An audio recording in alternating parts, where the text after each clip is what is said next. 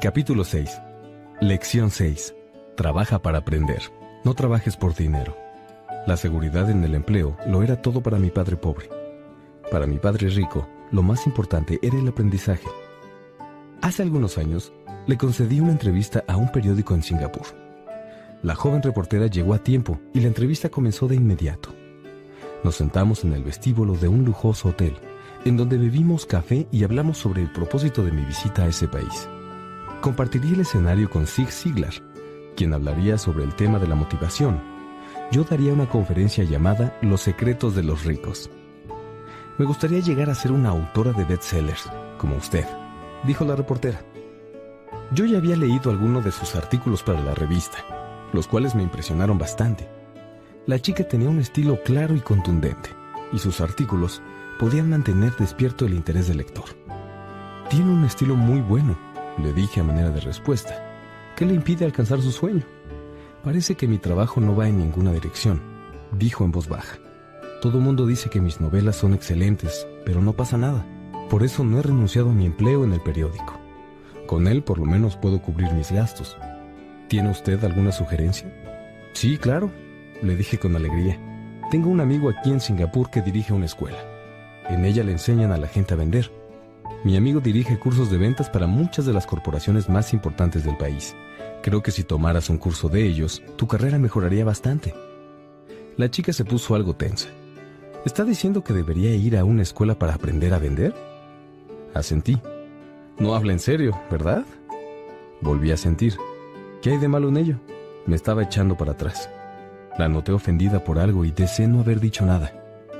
Por querer ser útil, de pronto me encontré defendiendo mi sugerencia.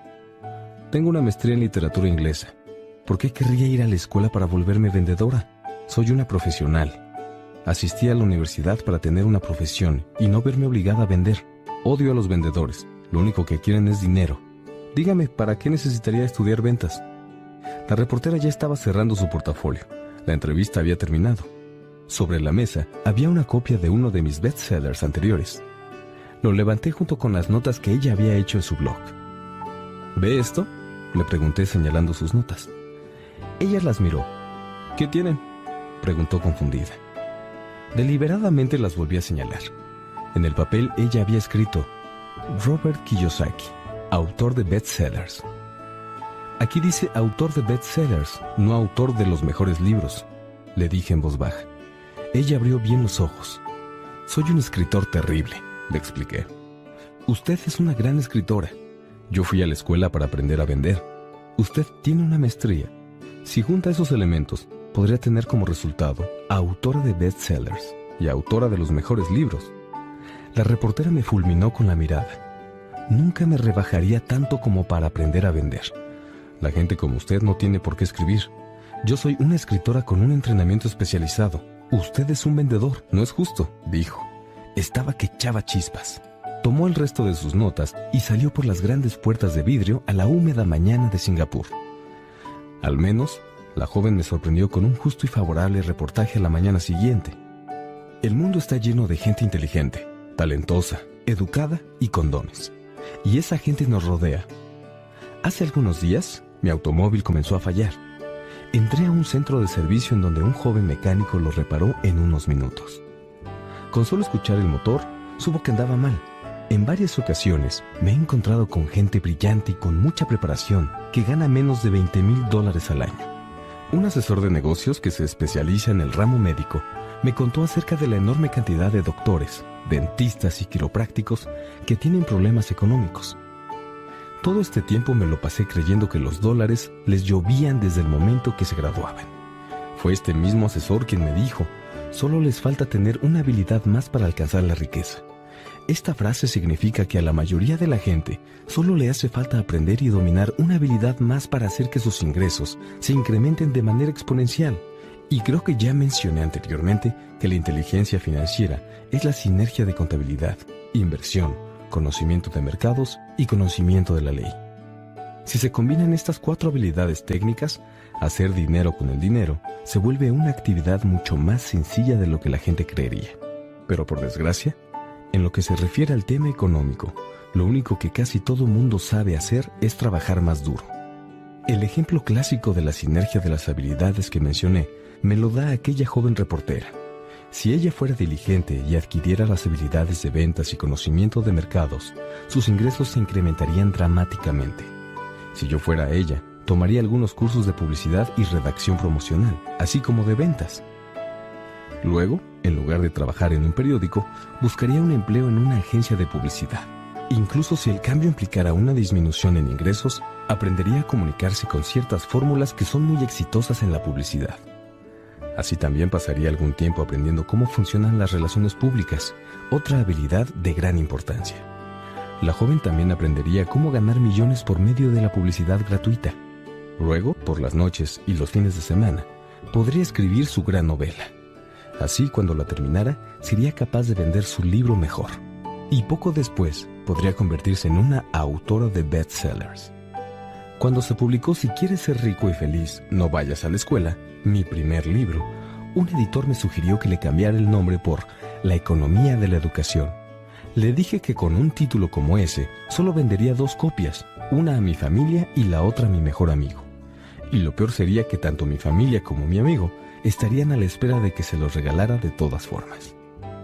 Elegimos el ofensivo título Si quieres ser rico y feliz, no vayas a la escuela, porque sabíamos que con él el libro tendría muchísima publicidad. Yo estoy a favor de la educación y creo en las reformas educativas. Si no fuera así, entonces ¿por qué seguiría insistiendo en modificar nuestro anticuado sistema educativo? Pero elegí un título que me proporcionara más presencia en programas de televisión y radio porque estaba dispuesto a enfrentar la controversia. Mucha gente creyó que estaba loco de remate, pero el libro se vendió y se vendió. En 1969, cuando me gradué en la Academia de la Marina Mercante de los Estados Unidos, mi padre pobre, el maestro, se puso muy feliz. La empresa Standard Oil de California me contrató como tercer oficial para su flota de petroleros. El sueldo era bajo en comparación con lo que ganaban mis compañeros de clases, pero era adecuado para un primer empleo real tras salir de la universidad.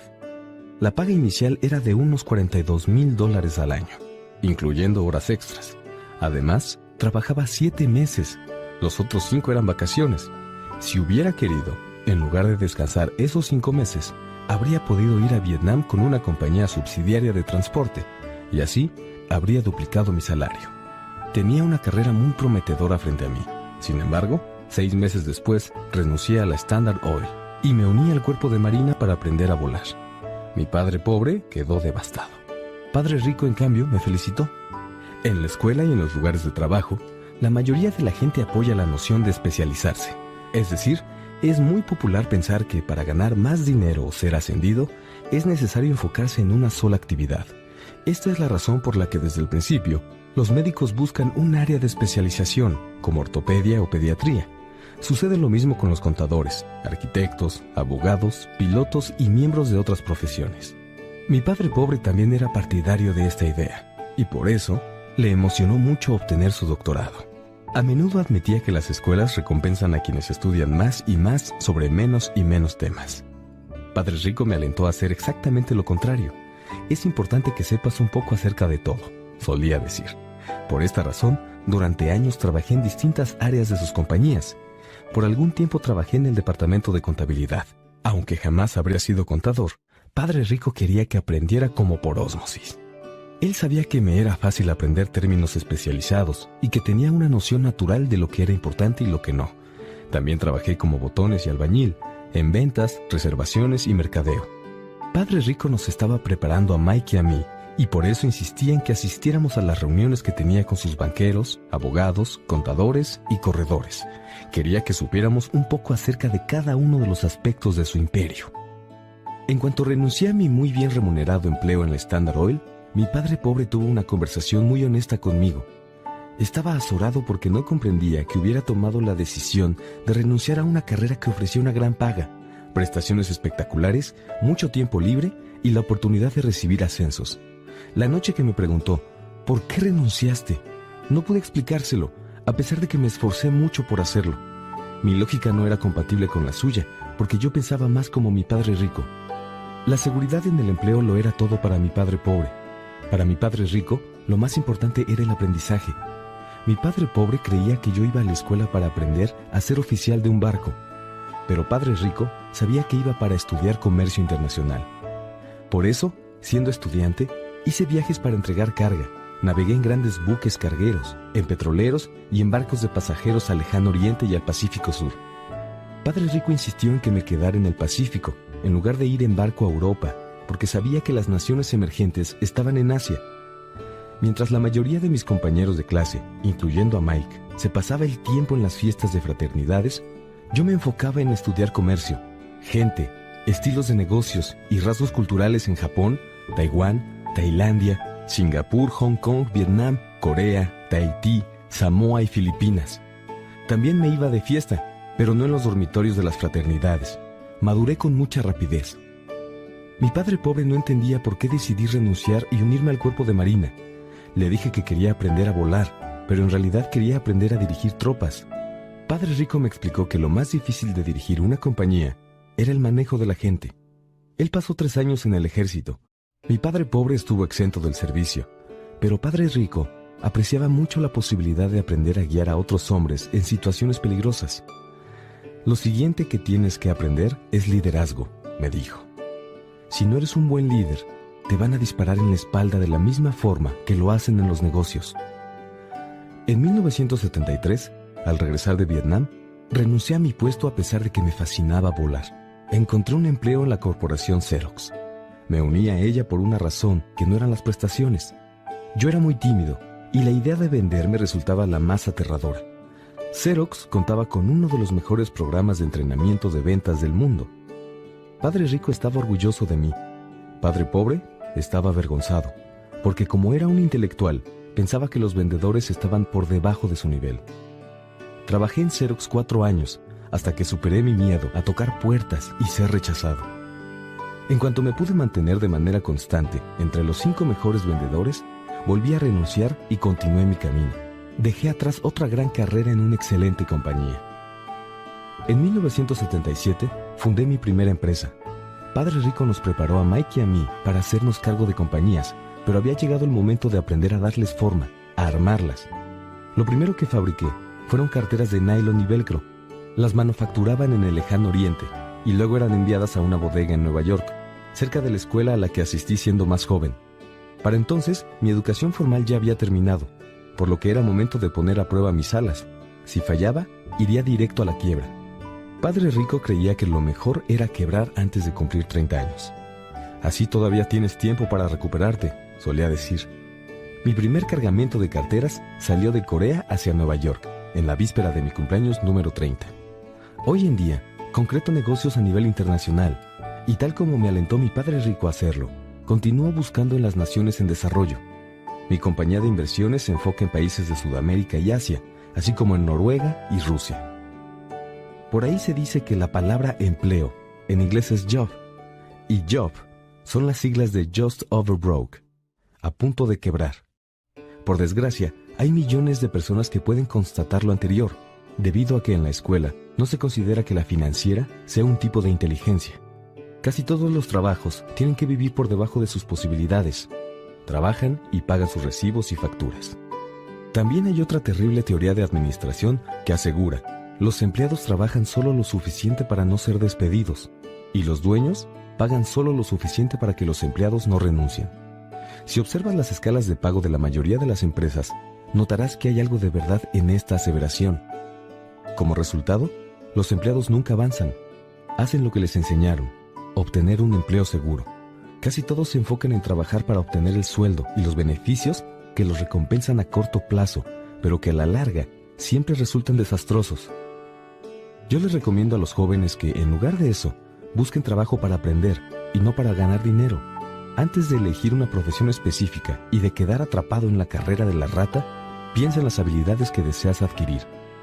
En cuanto la gente cae presa del inacabable proceso de pagar cuentas, se convierten en algo como los hámsters, que corren en las ruedas de metal. Sus peludas patitas corren con furia. La rueda gira sin parar, pero a la mañana siguiente seguirán en la misma jaula. ¡Qué gran trabajo! En la película Jerry Maguire, protagonizada por Tom Cruise, hay muchas buenas frases, de las cuales quizá la más memorable sea: muéstrame el dinero. Sin embargo, hay una que me parece que es la más realista: Se menciona en la escena en que Tom Cruise abandona la agencia en donde trabaja. Lo acaban de despedir y él le pregunta a todos los empleados: ¿quién quiere acompañarme? En ese momento la gente se queda paralizada y en silencio. Solo una mujer dice en voz alta: a mí me gustaría, pero me van a ascender en 3 meses. Esta frase es quizá la más realista de toda la película. Es el tipo de aseveración que la gente utiliza para mantenerse ocupada y seguir pagando lo que debe. Yo sé que año tras año, mi padre pobre esperaba con ansia su aumento de sueldo y que año tras año se llevaba una desilusión. Por eso, volvía a la escuela para estudiar y obtener más certificados que le permitieran obtener otro aumento. Luego, una vez más, volvían a decepcionarlo. Con frecuencia le pregunto a la gente: ¿a dónde te llevará la actividad que realizas cotidianamente? Lo hago porque me intriga si los demás saben a dónde se dirigen, o si son solo como hámsters. ¿Qué les depara el futuro? En su libro El mito del retiro, Craig S. Carpel dice: visité las oficinas centrales de una empresa de consultoría nacional sobre pensiones y me reuní con la directora, quien se especializa en diseñar exuberantes planes de retiro para ejecutivos de alto nivel. Cuando le pregunté qué podrían esperar en términos de ingresos por pensiones las personas que nunca llegaron a ser ejecutivos de alto nivel, ella me respondió con una sonrisa contundente: la bala de plata. ¿Qué es la bala de plata?, le pregunté. Ella se encogió de hombros y dijo: si los baby boomers descubren que no tienen suficiente dinero para vivir cuando sean adultos mayores, siempre tendrán la opción de volarse los sesos. A continuación, Carpel explica la diferencia entre los antiguos planes de retiro con prestaciones definidas y los nuevos planes 401k, que son más riesgosos y, por lo que se ve, el panorama para la gente que se encuentra trabajando en la actualidad no es nada alentador. Y eso solo con relación al retiro. Habría que añadir honorarios médicos y cuidado profesional en casa a largo plazo. La visión es en verdad aterradora.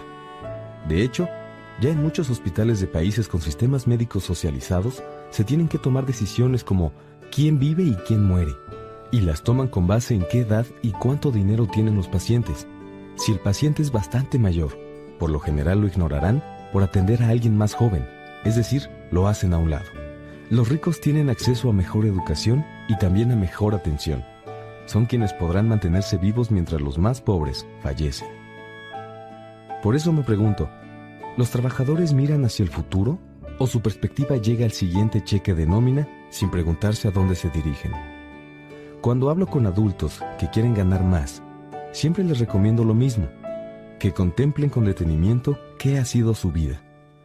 En lugar de solo trabajar para obtener dinero y seguridad, conceptos cuya importancia reconozco, les sugiero que consigan un segundo empleo en el que puedan adquirir otra habilidad. Si quieren aprender a vender, con frecuencia recomiendo unirse a una empresa de mercadeo de redes, también conocido como mercadeo de multinivel. Algunas de estas empresas tienen excelentes programas de entrenamiento que le ayudan a la gente a enfrentar su miedo al fracaso y el rechazo, factores que siempre impiden tener éxito. A largo plazo, la educación siempre es más valiosa que el dinero. No obstante, cada vez que sugiero lo anterior, me responden con cosas como: «Oh, eso es demasiado problemático», o «Solo quiero dedicarme a las actividades que me interesan». Si me dicen «eso es demasiado problemático», entonces pregunto: ¿entonces preferiría trabajar toda su vida y cederle 50% de lo que gana el gobierno? Y si me dicen «solo quiero dedicarme a las actividades que me interesan», respondo: «Bueno, a mí no me interesa ir al gimnasio, pero lo hago porque me quiero sentir mejor y vivir más tiempo».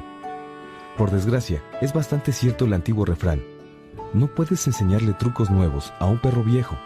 A menos que una persona esté acostumbrada al cambio, es muy difícil que lo acepte. Sin embargo, a aquellos que titubean respecto a la idea de trabajar para aprender algo nuevo, les puedo decir lo siguiente para que se animen. Vivir la vida es algo muy parecido a ir al gimnasio. Lo más difícil es decidirse a empezar, pero cuando se supera esa etapa, es mucho más sencillo. En muchas ocasiones, me ha dado flojera ir a hacer ejercicio, pero ya estando en movimiento en el gimnasio, comprendo que es un gran placer, y para cuando termina la rutina, me siento muy contento de haberme convencido de ir. Si no estás dispuesto a trabajar para aprender algo nuevo, y en lugar de eso insistes en especializarte a un alto nivel en tu ramo, asegúrate de que en la compañía para la que trabajes haya sindicato.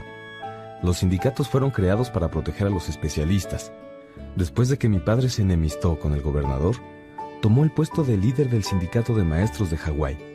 Alguna vez me dijo que era el puesto más difícil que había tenido en su vida.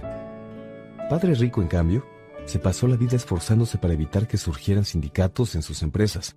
Tuvo éxito porque, aunque los sindicatos fueron una amenaza constante, él siempre tuvo la capacidad de enfrentarlos. En lo personal no me inclino por ninguna de las dos opciones, porque puedo entender las necesidades y los beneficios de ambas. Si haces lo que te recomiendan en la escuela y te especializas a gran nivel, entonces trata de conseguir protección sindical. Por ejemplo, si yo hubiera continuado mi carrera como piloto, habría tenido que buscar una empresa con un sindicato poderoso. ¿Por qué? Porque habría dedicado mi vida entera a obtener conocimientos y habilidades que son útiles en una sola industria. Y si me viera obligado a salir de esta, yo no sería valioso en ningún otro ámbito. Si un piloto ya mayor de edad, con 100,000 horas de transporte en vuelos de aerolínea y un sueldo de $150,000 al año, se quedara sin trabajo, le resultaría muy difícil encontrar un empleo con un sueldo igual de alto, dando clases en una escuela. Las habilidades no necesariamente son transferibles entre las distintas industrias. Es decir, las habilidades por las que se le pagan a los pilotos en la industria de las aerolíneas comerciales no son tan importantes en el ámbito de la enseñanza. Sucede lo mismo con los médicos hoy en día. Debido a todos los cambios en el área de la salud, muchos especialistas están teniendo que conformarse con trabajar a través de organizaciones como las que proveen servicios médicos en paquete para las aseguradoras. Los maestros que siempre han trabajado en escuelas definitivamente también tienen que pertenecer al sindicato de maestros, que por cierto, es en la actualidad el más grande y con mayores recursos en los Estados Unidos. Además, la Asociación Nacional de la Educación, NEA, por sus siglas en inglés, tiene una tremenda influencia política. Los maestros necesitan la protección de su sindicato porque sus habilidades tienen un valor demasiado limitado fuera del ramo de la educación. Por lo anterior, la regla a seguir es: si te especializas a alto nivel, entonces también te debes de sindicalizar. Es lo más inteligente que puedes hacer. Cada vez que les pregunto a mis alumnos, ¿cuántos de ustedes pueden cocinar mejores hamburguesas que las de McDonald's? Casi todos levantan la mano. Luego les pregunto, entonces, si la mayoría puede cocinar mejor que en McDonald's, ¿por qué ellos hacen más dinero que ustedes? La respuesta es obvia, porque McDonald's es excelente en lo que se refiere a sistemas de negocios. Mucha gente con talento continúa siendo pobre, porque se enfoca en crear una mejor hamburguesa, pero no sabe nada respecto a sistemas de negocios. Tengo un amigo en Hawái que es un gran artista y gana una cantidad bastante respetable de dinero.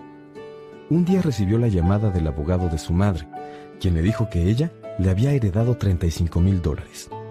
Esto fue lo que quedó de la herencia después de que el gobierno y el mismo abogado tomaron su tajada.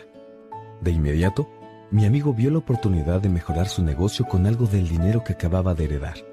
Lo usaría para anunciarse. 2 meses después, su primer anuncio a 4 tintas en plana completa apareció en una costosa revista para gente de mucho dinero. El anuncio salió 3 meses, pero nadie lo contactó, y la herencia se esfumó.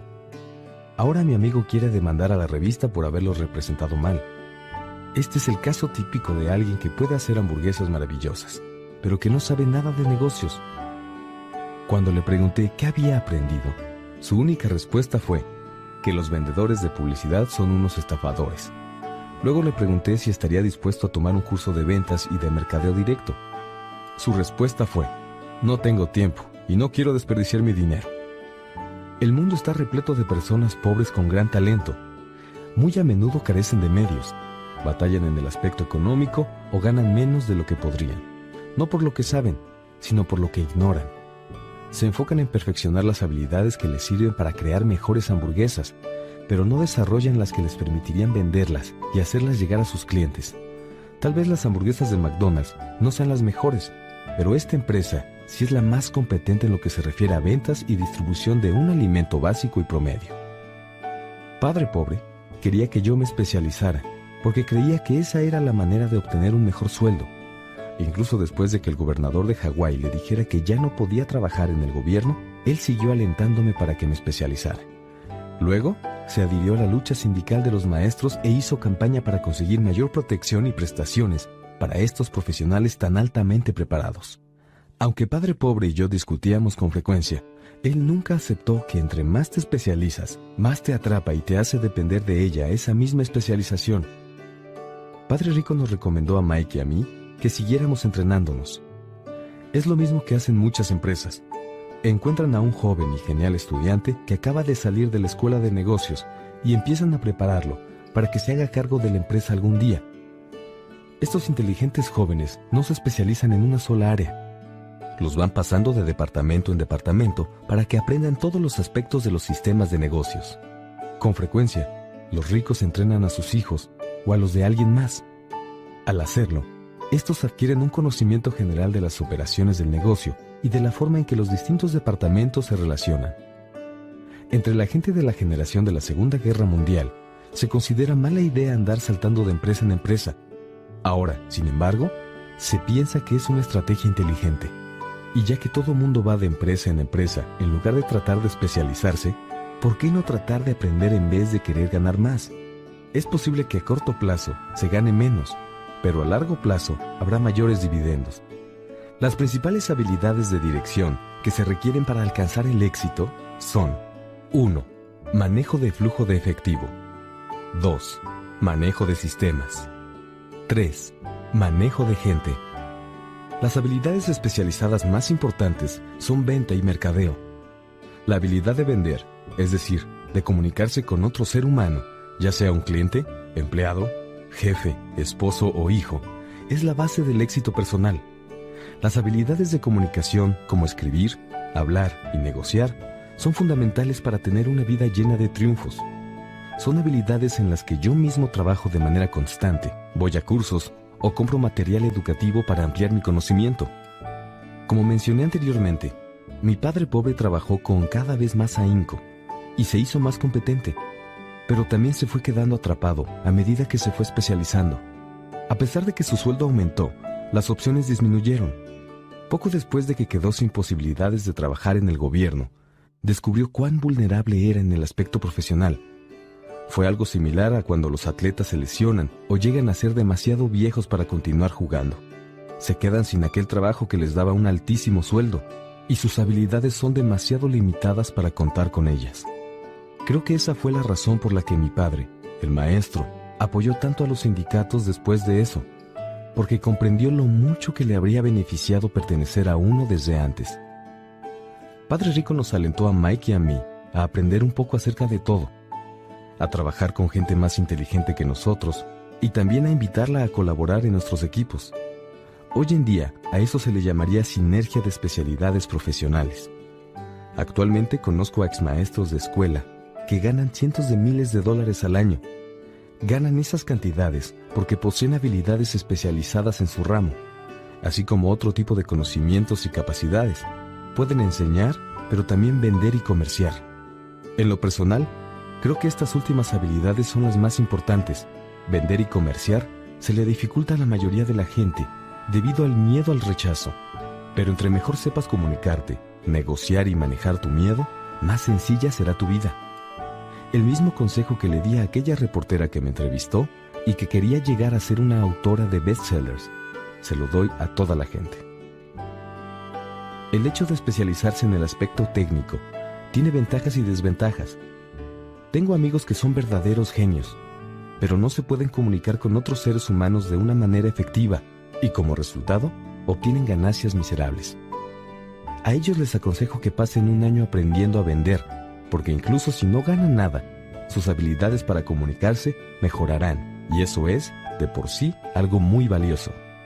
Además de ser buenos para aprender, vender y comerciar, tenemos que ser buenos maestros y estudiantes. Para ser verdaderamente ricos, necesitamos ser capaces de dar y de recibir. En muchos casos, cuando la gente tiene dificultades económicas o profesionales, se debe a que hay un problema de generosidad y de saber recibir. Conozco a muchos que son pobres porque no son buenos estudiantes ni buenos maestros. Mis dos padres eran hombres generosos. Ambos tenían la costumbre de brindar antes de pedir, y la enseñanza era el medio por el que compartían. Entre más daban, más recibían. Sin embargo, había una gran diferencia en cuanto a la manera que compartían su dinero. Padre Rico regalaba mucho, Daba a la iglesia, a caridades y a su fundación. Sabía que para recibir se tenía que dar. Dar dinero a otros es uno de los secretos de la mayoría de las familias que poseen grandes fortunas. Por eso existen organizaciones como la Fundación Rockefeller o la Fundación Ford. Estos grupos fueron creados para tomar la riqueza, incrementarla y compartirla de manera permanente. Mi padre pobre siempre decía: daré dinero cuando me sobre un poco. Pero el problema era que nunca le sobraba. Por eso trabajaba con más ahínco para tratar de conseguir más dinero, en lugar de enfocarse en la ley más importante del dinero: si das, recibirás. Él pensaba que era lo contrario: si recibes, podrás dar. En conclusión, podría decir que me convertí en mis dos padres. Una parte de mí es un capitalista de hueso colorado que adora el juego de hacer dinero con el dinero. La otra parte es un maestro responsable en el aspecto social, al que le preocupa mucho la asombrosa brecha que existe entre tener y no tener. Debo añadir que, en lo personal, culpo al arcaico sistema educativo de esta creciente brecha.